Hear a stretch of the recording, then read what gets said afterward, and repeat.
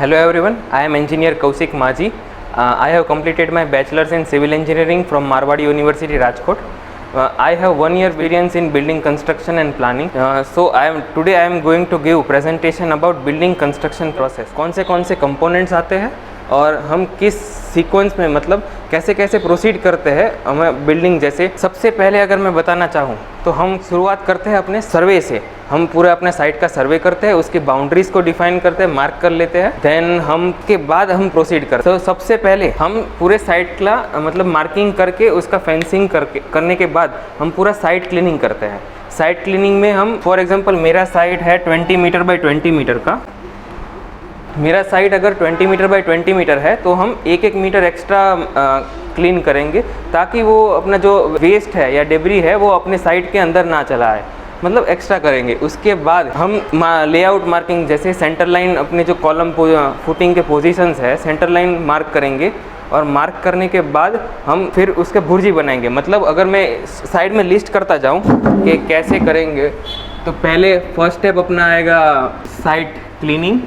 Cleaning के पहले जो सर्वे आता है साइट सर्वे बाउंड्री वो उसके पहले। अब साइट क्लीनिंग के बाद centre line marking. Centre line mark होने के बाद हम अपना एस्केवेशन शुरू कर देते हैं। एस्केवेशन में हम जैसे अगर हमें एस्केवेशन डेप्थ दिया गया है सपोज 2 मीटर तो 2 मीटर एस्केवेशन करेंगे। और सेंटर लाइन में जब सेंटर लाइन मार्किंग कर रहे हैं तो एस्केवेशन के लिए हम अपने IS कोड के मुताबिक हम अगर मेरा डेप्थ 1.5 मीटर से ज़्यादा है तो हम फुटिंग के साइज़ से हम 750 मतलब 750 ऑल राउंड ज़्यादा एस्केवेशन करेंगे।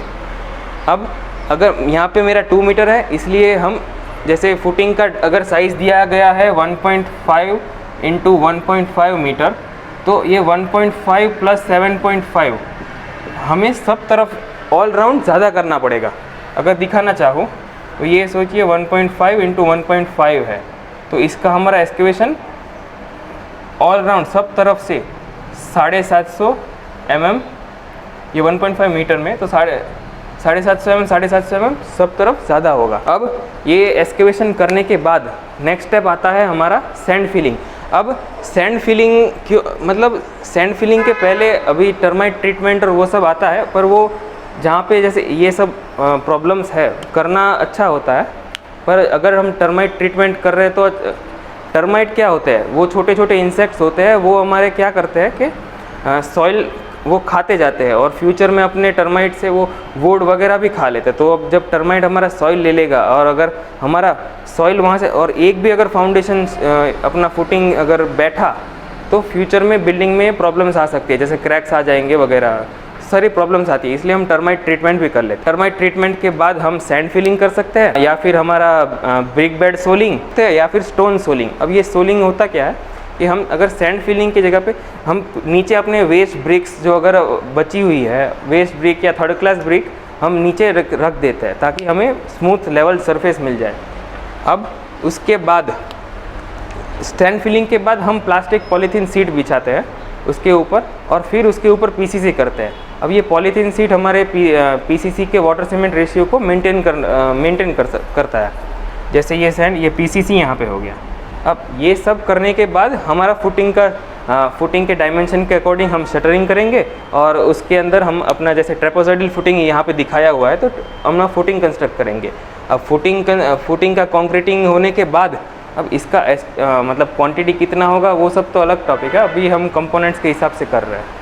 तो इसके बाद हमारा नेक कॉलम आएगा, नेक कॉलम या फिर पेडेस्टल कॉलम जो अपने NGL तक आता है। अब पेडेस्टल कॉलम के बाद ये सब अभी तक जितना बताया वो सब स्ट्रक्चर का पार्ट है। अब सब स्ट्रक्चर मतलब अपने जो और ऊपर जो बोलते हैं उसको सुपर स्ट्रक्चर बोला जाता है। तो अब अपना पूरा सुपर स्ट्रक्चर का लोड ये सब जो डिस्ट्रीब्यूशन होगा वो अपने सब स्ट्रक्चर से होके ग्राउंड में डिस्ट्रीब्यूट हो जाएगा। अब हम यहाँ से NGL तक आ गए।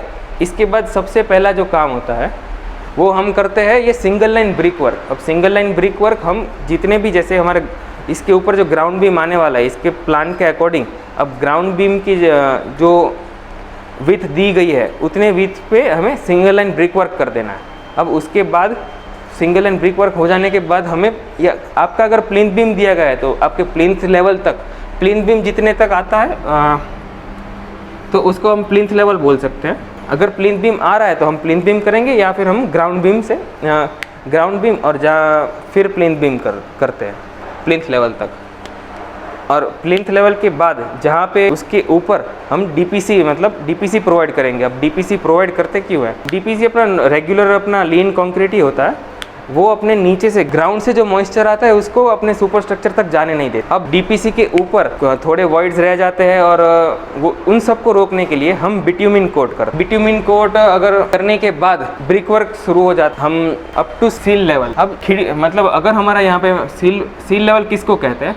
जैसे ये आपका विंडो है, विंडो के नीचे हम एक सील बैंड प्रोवाइड करते हैं ताकि अपना जो ऊपर से जो फ्यूचर में हम ब्रिक वर्क करने वाले हैं उसका लोड अच्छे से मतलब डिस्ट्रीब्यूट हो, वहाँ तक हम ब्रिक वर्क करते हैं।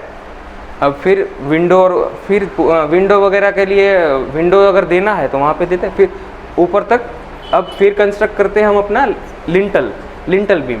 अब लिंटल बीम हमारा एक चीज़ रह चुका है, जैसे अब हमने यहाँ पे अपना प्लिंथ बीम तक किया था, अब हमारा अंदर का एरिया फिलिंग वो फिलिंग रह चुका है फ्लोरिंग के लिए। अब एरिया फिलिंग कितना करेंगे? जैसे हमें अपना फ्लोर लेवल है तो फ्लोर लेवल से हमें 100 mm छोड़ के करना पड़ेगा। क्यों? वहाँ पे हमारा फ्लोर पीसीसी होगा, उसके नीचे तक हम एरिया फिलिंग कर लेंगे और एरिया फिलिंग के ऊपर हमारा फ्लोर फिनिश के लिए हम फ्लोर पीसीसी और अपना टाइल्स का वो कर देंगे। तो अब हम यहाँ लिंटल लेवल तक पहुँच चुके हैं। अब लिंटल लेवल के ऊपर फिर से अपना ब्रिक वर्क होगा, फिर हमारा स्लैब बीम और हम यहाँ से हम रूफ लेवल तक आ चुके होते हैं। अब स्लैब बीम और रूफ का होता है, इसके ऊपर अगर आपका मतलब सिर्फ ये ग्राउंड फ्लोर का ही अगर कंस्ट्रक्शन है तो ये हमारा रूफ हो जाएगा। अब रूफ के ऊपर आप फॉर सेफ्टी पर्पस ये 900 mm से लेके 1.2 से 1200 mm हम पैरापेट वॉल कंस्ट्रक्ट कर, और इसके ऊपर हम पैरापेट वॉल ब्रिक वर्क का ही मतलब ऑल राउंड जितना अपना बाउंड्री है वहाँ पे पैरापेट वॉल कंस्ट्रक्ट कर देंगे।